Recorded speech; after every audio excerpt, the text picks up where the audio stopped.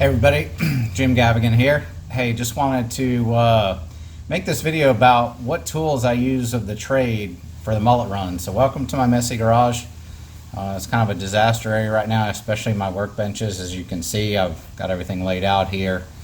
My other one's even a bigger disaster because I've got all my inshore gear sitting over there on hiatus. Let's see, I'm gonna make a quick adjustment to the camera. And as you can tell, it's a little windy out today. Still dealing with Umberto. It's actually off our coast, pretty good ways, but it's pretty much nor'easter conditions for us, which sucks. So anyway, I figured I'd make a couple videos. Would rather be out there catching fish, but instead I'm out here making couple videos. So let's kind of talk about a couple things some things that I use in the mullet run. As you could see in one of the videos, it can get pretty chaotic. One of my recent videos, it really didn't get chaotic that night, but the next night literally showed up with Thomas, and for probably 2 hours we were literally nonstop catching fish, or I was having to retie. I could barely keep one rod out. It was absolutely insane, absolutely insane. So one of the things, because of that, I try to make sure that I'm extremely prepared when I go. So I happen to carry a fishing backpack. I've got this Penn one. So if you pay attention to Jeff Maggio down in South Florida, he'd give me a hard time about that and the fact that I use braid. So I guess I wouldn't be a real guy in his definition. But anyway, he's a good dude, man. He does a lot of surf fishing. We just do something a little different up here because we need to. But anyway. So let's talk about if it's chaotic out there. The last thing you want to do is retie.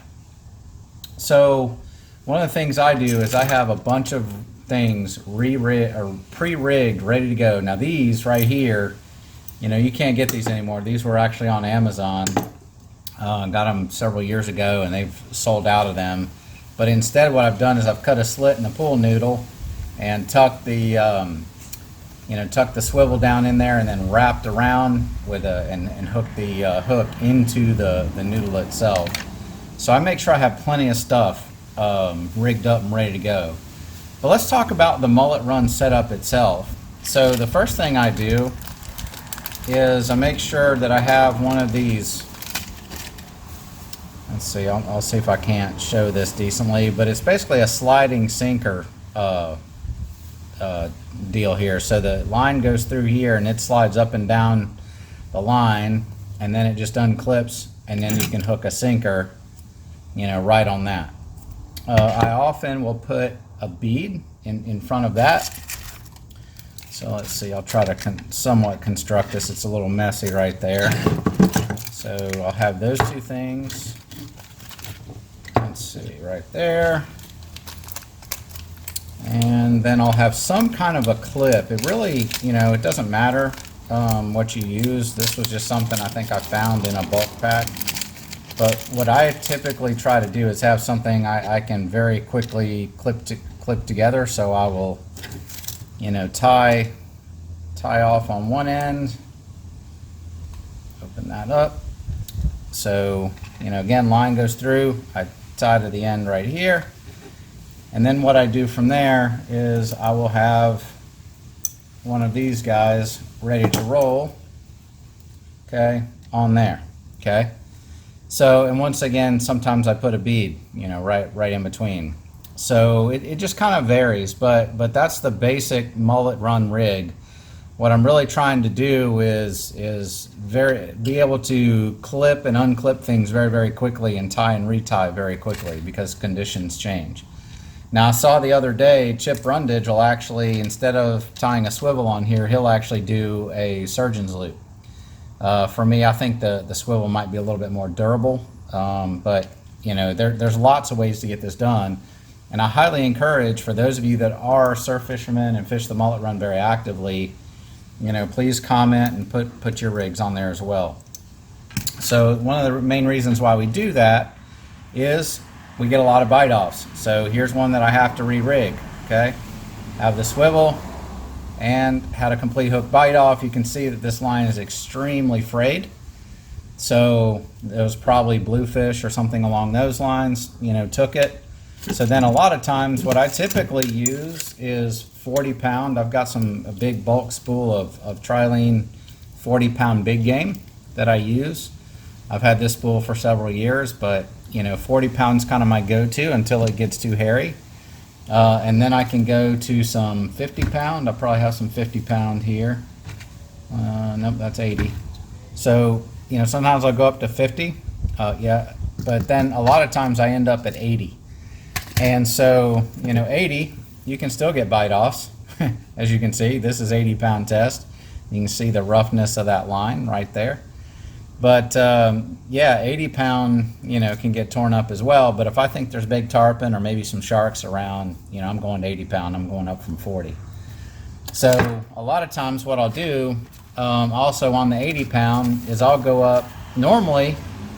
Let's see, normally I'm using like the Owner Mutu light wire circle hooks. I'll use either 3/0, 4/0. Found the 3/0 works really good on finger mullet. So that works well. Sometimes I'll hook them through the lip, other times through the anal fin. And then once I go to 80 pound, I will run up to the 6/0 hook, okay? And then again, what I do is I just have a slit cut in a pool noodle right here, and tuck the swivel down in there, wind it around, and then tuck in a circle hook into the pool noodle itself. And I usually have a bunch of those rigged and ready to go as well. So that way I'm ready in case there's tarpon or I catch like a 6, 7, 8 inch mullet. This will be a lot better alternative. Another thing that I've just decided to go to this year is I started actually snelling some hooks. And so one of the things that I've done is I've snelled a hook and then left a stinger treble on the end. And one of the main reasons why I'm trying this out this year is because we get a lot of bluefish and they will cut off the mullet. If you hook it through the lip, they'll cut it off and you'll just get the head back. If you hook it in the tail, behind that anal fin, then they'll take the head off. So you get half a mullet back. They're very crafty that way. So this way I can hook the hook in the lip of the mullet and then hook the treble in the tail end. Doesn't seem to have cost us any bites yet. Maybe in real clear water, and they're finicky, which usually the mullet run, they're not at all finicky. It may not work as well, but it's something I'm experimenting with this year. And where I got the idea is I used to live in Tennessee, and in the wintertime we would do a lot of fishing for a fish called a sauger, which is a relative of the walleye. And we would fish for them in 30, 40 feet deep, ounce and a quarter jigs, maybe an ounce and a half, and we'd vertical jig them off the bottom. And we always had a stinger hook because what we would do is we'd tip it with a minnow, and they were notorious short strikers. So we would always start out at least with a stinger hook on it in a much lighter test because we get hung up on the rocks and we could just pull the stinger. And usually the stinger didn't last very long, but a lot of times we would catch them on the stinger hook, believe it or not. And I just never took the time to retie them typically.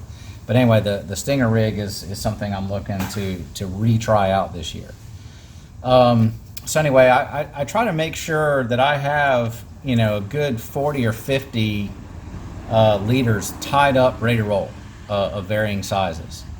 I may only have 7 or 8, of the 80 pound test.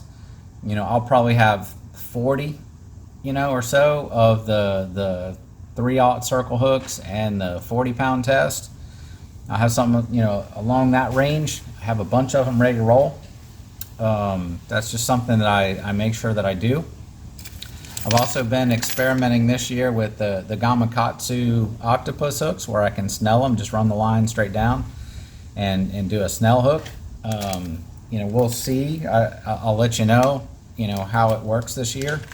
But I kind of figured, that might be a good thing. It might save some of the abrasion. They might stick a little bit more, but I'm experimenting with that. So anyway, always make sure I have a pair of trusty pliers with me. One of the things that I have gone to this year is one of these little guys here. I cannot remember what they're called. It's just a little de-hooking tool, and they're spring loaded. Let me tell you, hardhead and sail catfish, these suckers, you just grab the hook, pull it tight, and then just kind of shake it, and off goes the catfish. So I'll make sure I have one of these in each of my kayaks when I'm out inshore fishing, because those suckers are notorious in the inshore waters. So anyway, that's kind of the basic rig that I'm running for, just bluefish, ladyfish, jacks, reds, trout, whatever the normal stuff is running. When I see tarpon and sharks show up, like I said, I upgrade. And then speaking of sharks, I actually have a shark rig as well. Noel Kuhn, showed me this. This is kind of an adaptation of his rig. And let's see, where did I put my wire? It's around here somewhere. Oh, there it is. So I typically have been using this AFW 49 strand 400-pound wire.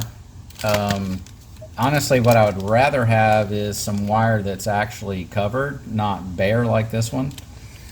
It's actually got a sheath to it, kind of like a wire, electrical wire or something like that. I have not been able to find any that I like, but I am convinced that sharks feel electrical pulses, and sometimes they will shy away or they will drop one of these rigs if they can feel those electrical pulses in the regular wire that doesn't have any insulation around it. So as I'm untangling this, I'm trying to talk here. So anyway, so this rig, this one means business. So for this, you've got to have some really big swivels. Let's see, these are 475-pound test, size 1s. I've got some crimps somewhere around here. Thought I saw those over here.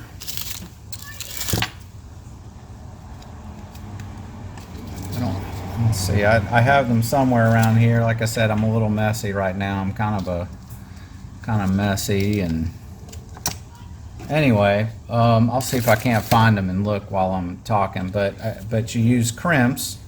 I've been using the size 1.98, but you can use several different ones. It just has to fit the pound test that you're going to throw. There they are. Yeah. So let's see, what are these here? These are actually 2.2s. So 1.98 to 2.2s, and it'll tell you, there's usually some kind of a chart in the bait store that'll tell you what size it fits. So anyway, you need that. You need some crimpers. So I'm not great at crimping, but you have, several different sizes in the teeth where you can do your crimping. So that's something you may have to make sure that you do.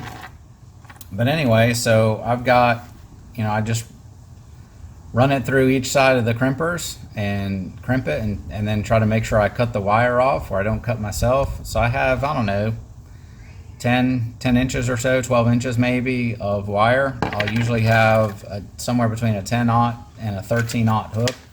These happen to be some eagle claw ones, but I tend to like the offset circles for sharks. You just have to make sure that I actually pick these up.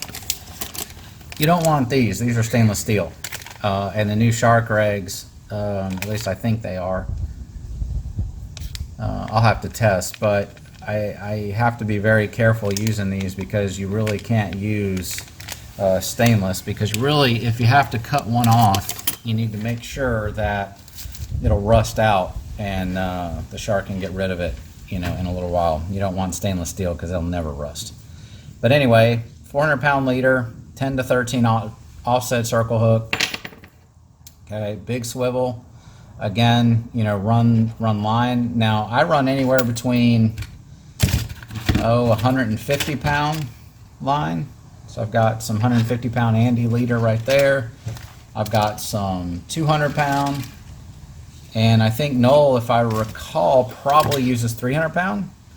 But the biggest thing that you really have to worry about with shark is their skin's like sandpaper, and they will turn, and their body will rub up against your line and fray it really bad. So this really is kind of protection for that. And also, I'm pretty convinced you need a little bit of stretch, which you're not going to get a ton of stretch in 150 to 300-pound leader, but you will get a little bit in mono. And then what I will do, one of the things I did not point out is on those sliding sinker holders, is make sure that if you're running braid, you get those thick blue ones like I showed you. okay, because they're reinforced, all around, and you will not pull that braid through. I found these thinner ones like I'm using here, you will actually cut right through there and cut those off and end up losing your sinker after a while. So I'm glad they came out with these because they're a lot thicker. But with mono, and especially the way you're going to cast this, you're just not going to whip it that hard, but you want some kind of a sliding sinker that can run that whole length. And then, like I use probably 6 feet, 7 feet of the mono and then tied off to another swivel.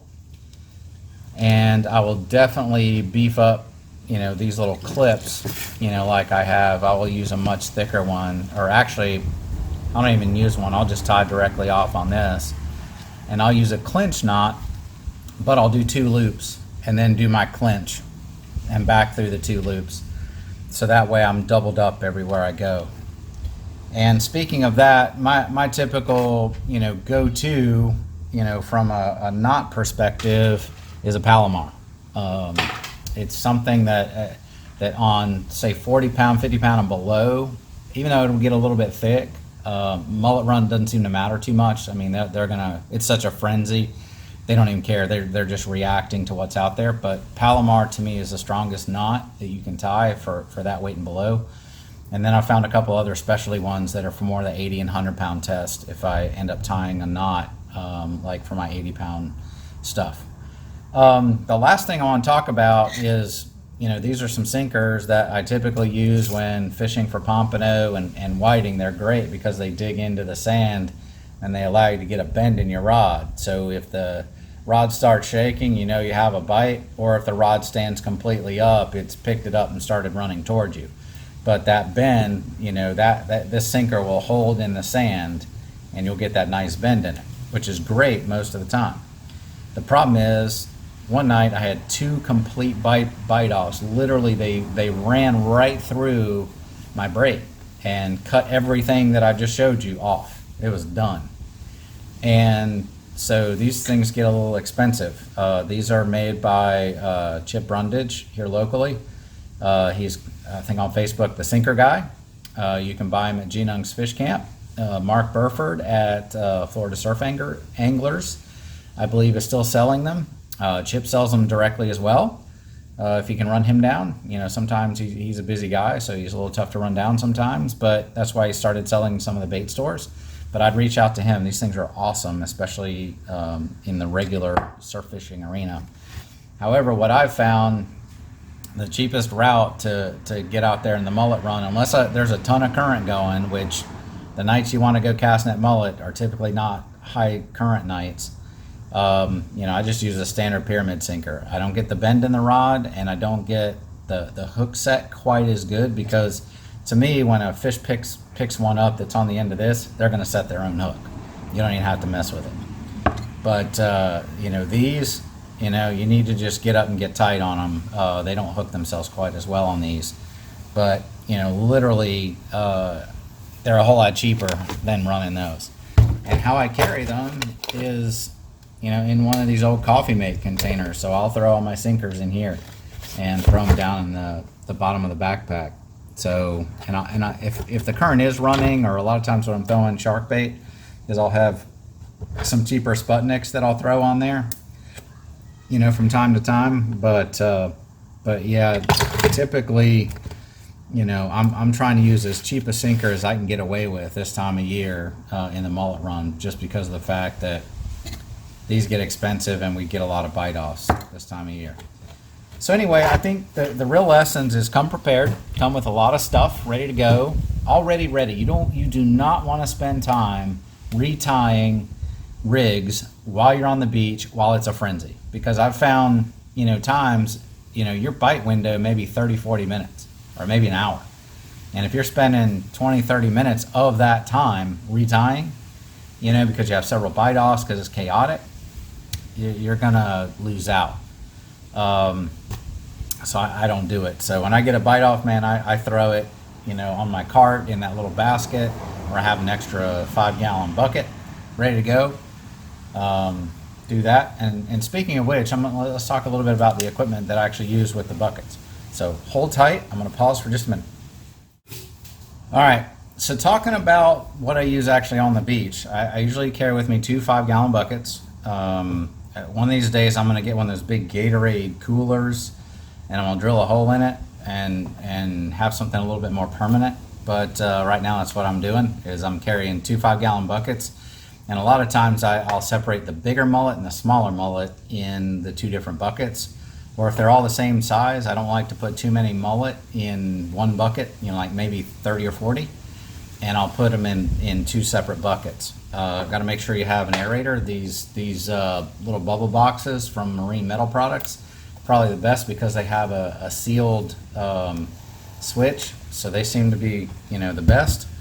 Make sure you have your aerator stone, and you have some kind of a bucket holder. And what you'll do is you'll just run this through, hook it on your aerator,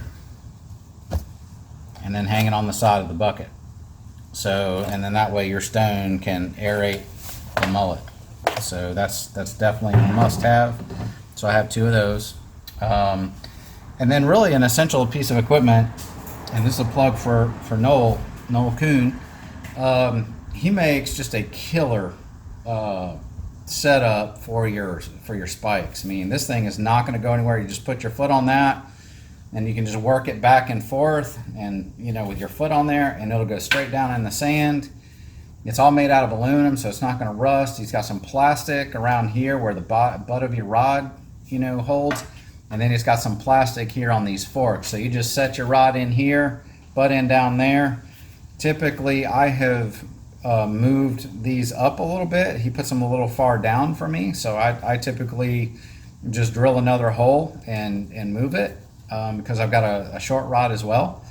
But these things are awesome. They are literally lifesavers, especially a lot of times this year we get a lot of weeds, and this often will keep your rod up out of the weeds. So it makes for a really good thing. As far as cast nets go, I typically throw about a 5 to 6 footer. Typically, I think a 5 footer. I don't know. I think it's a 5. But I don't really buy a real expensive one because I throw stuff inshore too, and I'll get hung on oyster bars. But I typically will use a 1/4 inch mesh. I like the smaller mesh because then I can take it inshore, and if there's small shrimp around, I'm going to get those as well. But I typically don't spend a lot, on them because I go through them several times. But one thing that I've gotten to where I look for is, these neoprene stretchy, wrist holders, because when it's just a loop, I have a hard time getting it tightened down on my wrist, and I've thrown the cast net completely away from me. But those are some things, that you just have to use. So, my checklist, my rods, cast net, 2 buckets, 2 aerators, 2 stones, all the sinkers and leaders, extra, rigging equipment, shark rig. Oh, one thing I didn't talk about, sharp D-hooker, shark D-hooker, not sharp. But I've got one of these D-hooker tools, so I'll just, get it and kind of twist and push the hook out. It takes a little bit of practice to get to use these, but, I just kind of make a checklist of, these are all the things that I need.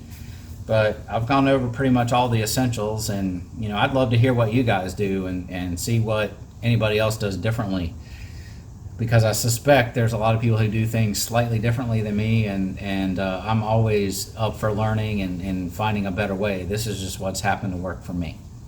Anyway, hope you enjoyed this. Hope it was educational. Like I said, I've had a couple of people ask me here recently, and sometimes I guess I take for granted all the people that have poured into me, Noel, and, I've run across Larry Finch a little bit, here and there. Mark showed me some things, Johnny and Roger Salas, Hank Barron.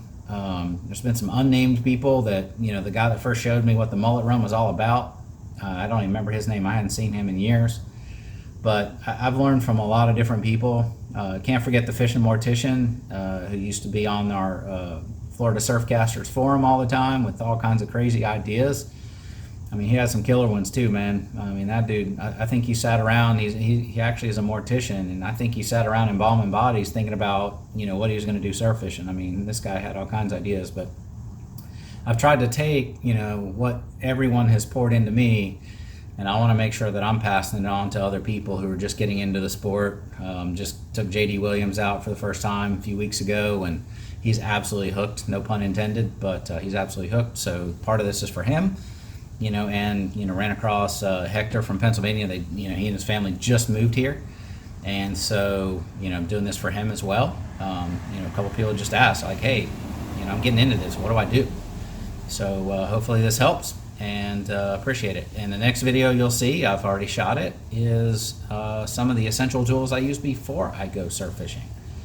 And those are definitely some things that I've learned the hard way, and we'll talk a little bit about that in the next video. Anyway, thanks for watching, and if you have any comments, questions, different ways of doing this stuff, by all means, comment either on the Facebook post or comment in the YouTube channel. Would love to see that and see us share with each other. Thanks.